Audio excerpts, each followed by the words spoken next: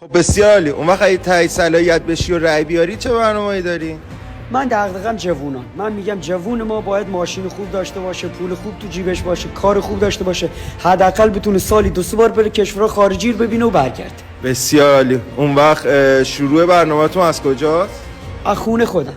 2 تا بچه‌م هستن، میخوام براشون اول ماشین خوب بگیرم با خونه خوب، یه چند تا سفر خارجی بفرستم چون برن دنیا دیده بشن و برگردن.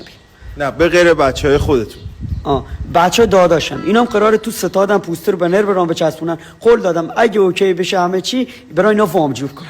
نه آقا به غیر اقوامتون، اونایی که بهتون رأی دادن با اونا چه صحبتی داری؟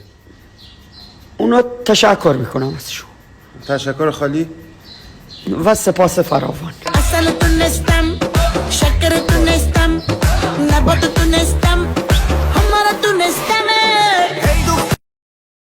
اون وقت آمار سن و سال مجردا خیلی رفته بالا. چه برنامه ریزی دارید به عنوان مسئول؟ بله ما خودمونم تحقیق کردیم دیدیم مجردامون 30 سال 40 سال و این موضوع ناراحت کننده برای جامعه. برنامه ریزی کردیم جوونامون میتونن برن ثبت احوال و اونجا سنشون کوچیک کنن. یعنی دیگه ما 30 ساله و 40 ساله مجرد نداریم، هم میشن 20 ساله مجرد. مشکل حل میشه. نه شما مشکل رو متوجه نشدی.